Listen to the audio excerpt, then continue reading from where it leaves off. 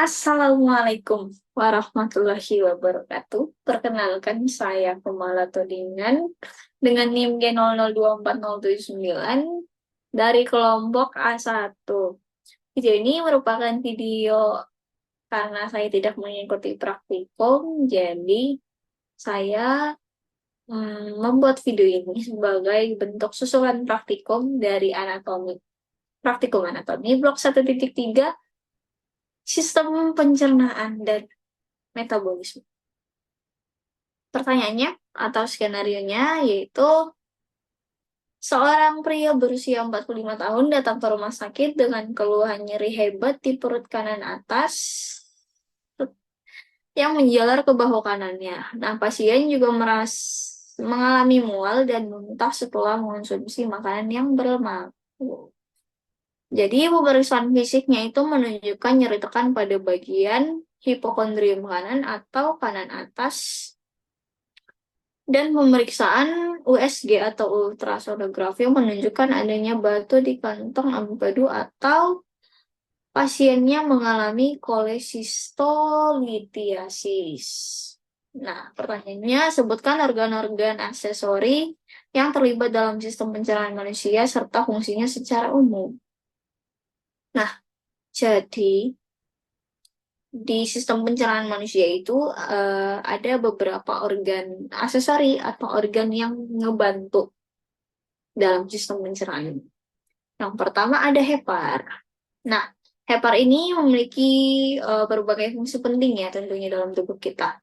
Nah, fungsinya itu yang pertama ada produksi empedu. Jadi dia itu memproduksi empedu yang sebuah cairan buat ngebantu kita untuk mencerna lemak. Nah, terus di hepar ini ada metabolisme juga. Metabolisme karbo, lemak, sama protein. Terus di selanjutnya, hepar juga mempunyai fungsi untuk detoksifikasi. Detoksifikasi. Nah, detoksifikasi ini apa? Dia itu kayak menghilangkan zat-zat berbahaya atau kayak racun gitu, atau obat-obatan sama produk sampingan dari metabolisme tubuh. Nah, jadi proses ini tuh memungkinkan tubuh kita buat ngebersihin si bahan-bahan itu tadi, karena bahan-bahan itu berpotensi buat meracuni tubuh kita. Nah, lanjut ke selanjutnya, dia itu menyimpan nutrisi juga si hepar ini. Menyimpan nutrisi. Terus selanjutnya ada sintesis dan penyimpanan zat. Sintesis dan penyimpanan zat.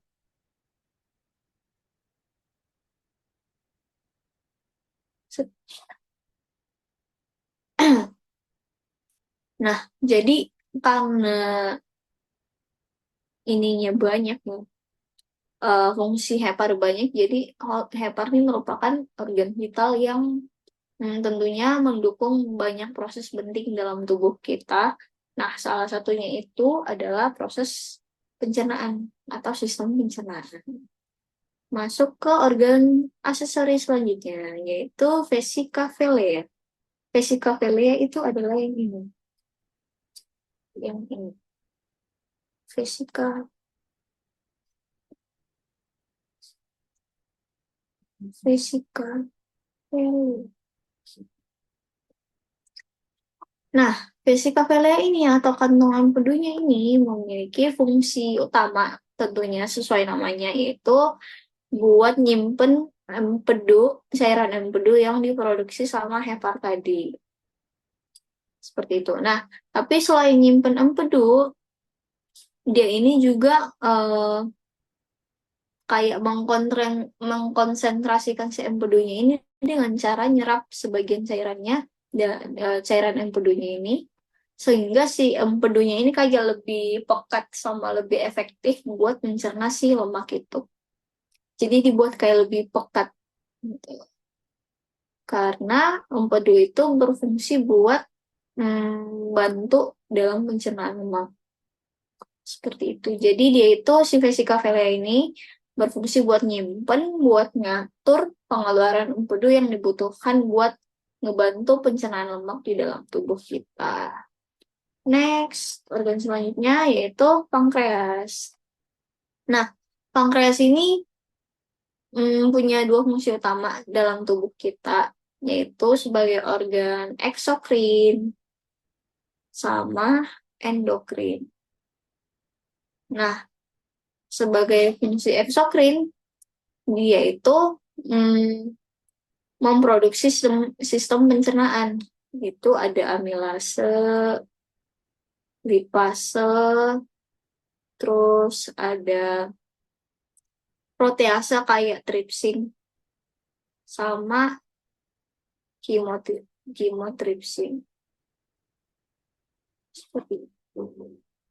Nah, dia juga berfungsi buat netralin si asam lambung. Jadi, pankreas itu juga bisa memproduksi cairan pankreas yang mengandung si bikarbonat. Nah, cairan bikarbonat ini berfungsi buat netralin si asam lambung yang masuk ke dalam usus halus. Karena di usus halus itu sama lambung pH-nya berbeda. Jadi si pankreas inilah yang ngebantu buat menetralkan si asam lambung ini. Seperti itu. Selanjutnya ada fungsi endokrinnya nih. Fungsi endokrin atau regulasi gula darah. Jadi dia itu memproduksi hormon. Memproduksi hormon, ada hormon insulin, ada hormon glukagon, terus ada somatostatin, dan lain-lain. Itulah. Jadi, dalam fungsinya ini, dia itu berfungsi salah satunya juga buat ngebantu sistem pencernaan. Bukan organ yang utama, tapi dia membantu. Seperti itu. Next ke organ yang terakhir. Jadi lien ini terletak, ini ada lien atau limfa. Nah, limfa ini merupakan organ yang terletak di bagian perut kita, dia itu dekat lambung sama pankreas.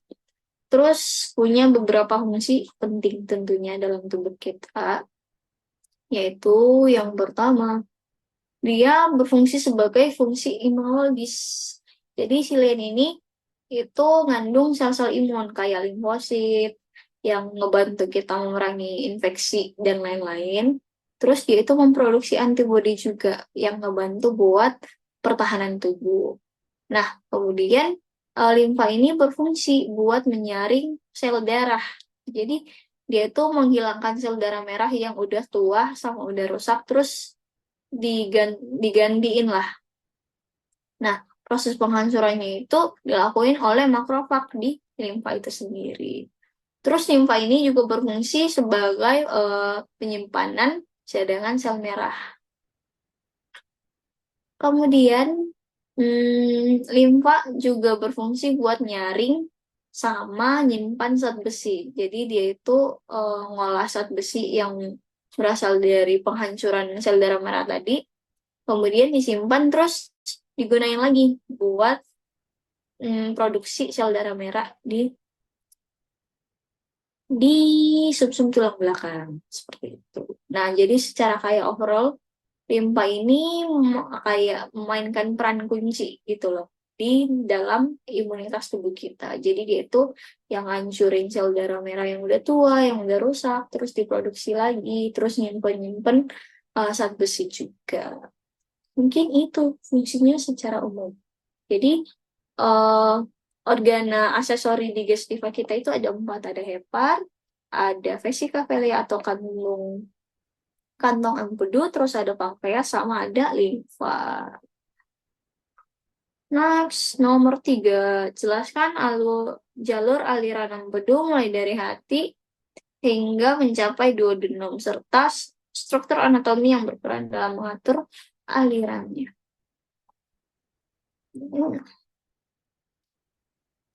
Nah, jadi si yang pertama-tama dalam pencernaan lemak. Jadi yang ngebantu buat mencerna lemak ini itu adalah empedu. Nah, empedu ini diproduksi sama siapa? Sama hepar. Nah, jadi empedu ini ngandung kayak garam empedu gitu yang berfungsi buat emulsifikasi lemak atau proses yang kayak hmm, memecah lemak jadi tetesan yang lebih kecil buat dapat dicerna sama enzim di fase ya gitu pokoknya. Nah, dia itu masuk akhirnya dari hepar terus ke ductus hepatiki itu dexter, ada dexter sama yang sinister. Nah, terus dia itu turun, turun. Nah, pas turun nih, ada ductus cysticus. Jadi, kalau misalnya ada lemak yang diproduksi sama tubuh kita, dia bakalan lanjut ke duodenum. Tapi kalau misalnya nggak ada, kalau misalnya ada lemak, maaf, kalau misalnya ada lemak yang diproduksi ke dari tubuh kita, dia itu bakalan masuk dulu ke vesika velea. Jadi sama ductus cysticus ini didorong buat masuk ke vesika velea. Terus pas ada lemak diproduksi nih, diproduksi, dikonsumsi sama kita, dia bakalan keluar, keluar lagi, dia bakalan keluar lagi sampai ke duodenum. Ini adalah duodenum. Nah, lewat masuk ke keluar dari vesika veleanya, terus ke ductus cysticusnya, terus didorong lah dia ke ductus pancreatic ke bawah, terus habis itu bakalan disimpan bentar nih di pars descendens duodenum atau sama di daerah ini di ampula hepatopankreatika atau ampula Klaten. Seperti itu.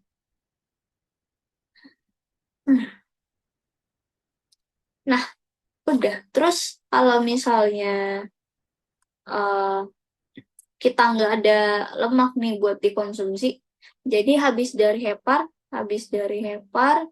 dia masuk ke ductus hepatikinya, terus dia kan ke vesika velea dulu.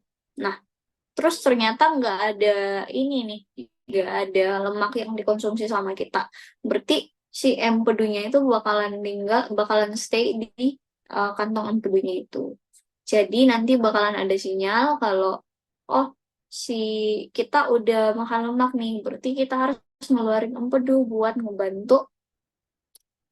ngebantu proses pencernaan si lemak itu. Seperti itu. Mungkin udah ada. Mungkin sekian untuk susulan praktikumnya. Apabila ada kesalahan, mohon dimaafkan. Terima kasih banyak. Sekian dan terima kasih. Sampai jumpa.